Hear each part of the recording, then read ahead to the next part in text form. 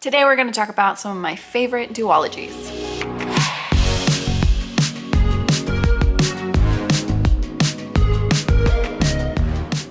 Hey everybody, what's up? My name is April. Welcome back to my channel. I'm usually an adult romance reader these days. However, YA is my bread and butter for so long that I was just over here looking at my shelf and going, I think I want to do a video on my favorite YA duologies. I love a good duology. I think the first book usually sets up the story really nicely, and then in the second book you usually have this grand big finish, especially with fantasy duologies. So I'm gonna go over some of my favorites today, and yeah, let's get to it. My first favorite duology is one that I talk about literally all the time because it was the books that got me into reading, and that is Daughter of the Pirate King. And the second book is called Daughter of the Siren Queen. In this book, you have 17-year-old pirate captain Alosa, and she deliberately lets herself get captured by her enemies in order to find a key to this special map that was her father's. And while she's aboard this ship, she's being interrogated by this super sexy pirate captain, I think, and things happen from there. But this is just a really fun adventure, a really great ride. There's twists and turns, a lot of action, a lot of banter. The banter in here is definitely the winner for me. I really love Trisha Levenseller's writing. She writes just these fast, quippy novels that are really great. The next duology that I have is The Merciful Crow by Margaret Owen, and then the second book is called The Faithless Hawk. In this, you have Fi, who is kind of like a plague doctor type of character. Her and her clan, they actually provide merciful deaths to people in the kingdom who have succumbed to this disease. And one day she travels to this area that has a death that they need their help with, and she finds that two of these guards have faked their death in order to have this prince escape, so that way he can later rule. And they make a deal with her that she needs to keep this secret and also travel with them back to their own kingdom. So this one, I just really loved the idea that they are these people who provide a merciful death, and yet the entire world sees them as less than and bad people and that kind of thing. Fi has to kind of overcome that in order for her to be the future chieftain of her clan. So I really enjoyed this. I thought it was also kind of a cool, like, different fantasy for me, but also, again, very short, very fun, very snappy. The next duology is Where Dreams Descend by Janella Angeles, and the second one is When Night Breaks. Where Dreams Descend is kind of like a Moulin Rouge, also a magical competition type book.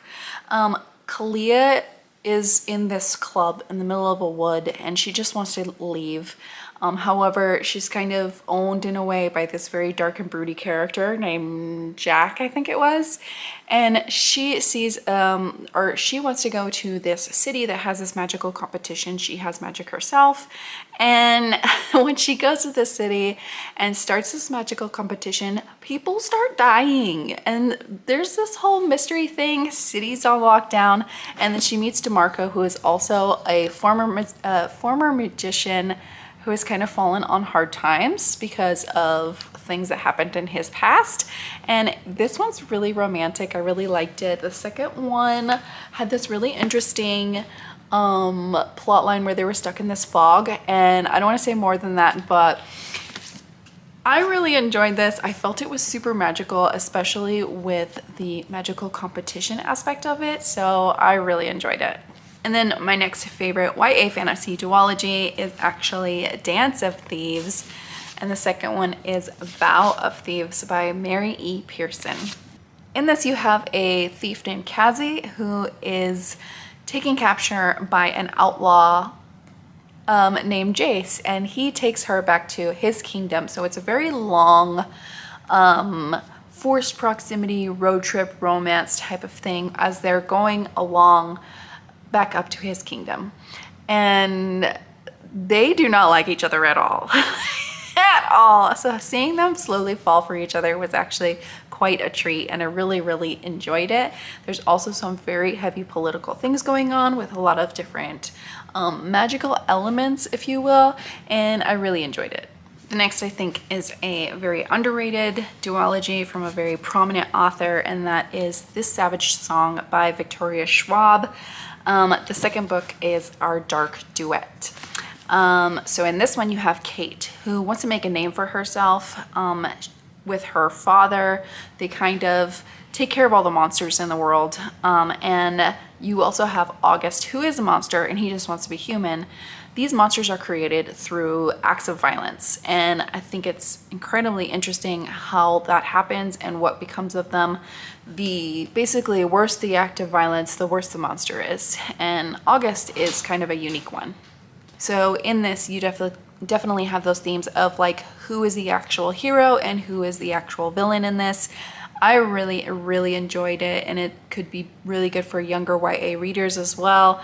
Highly recommend.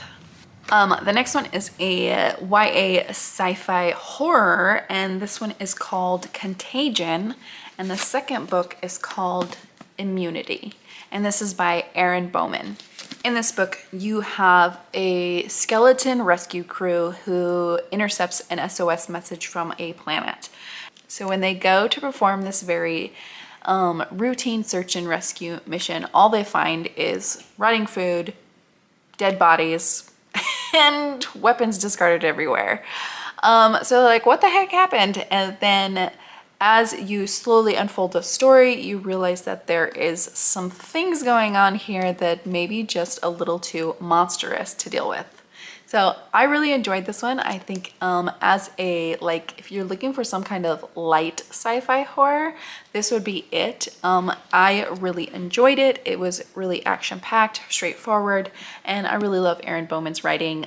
She really knows how to write a suspenseful YA horror.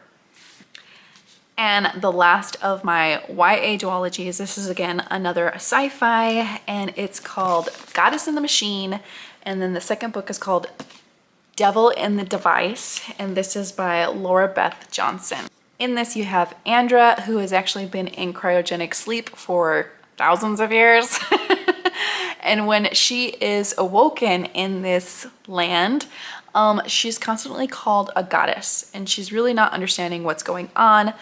The year is like 3,100 something, so everything is different, and these people keep talking about magic.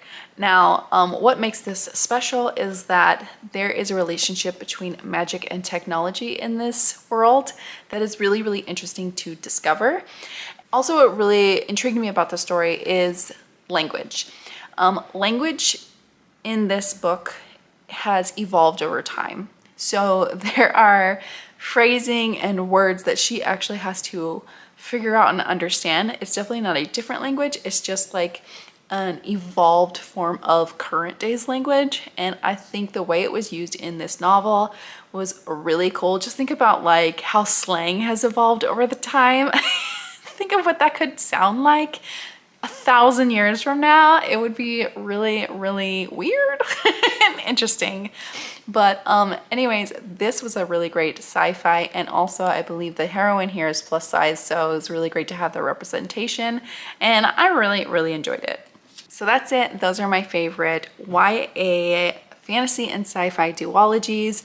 Let me know if you have a favorite YA duology that you absolutely love, because I definitely want to get back into more of that genre. I kind of miss it. Even though I'm having a lot of fun with adult romance, I really do miss the adventure and the fast pace of a good YA fantasy duology. So as always, I hope you have a wonderful day, and I'll see you next time. Bye!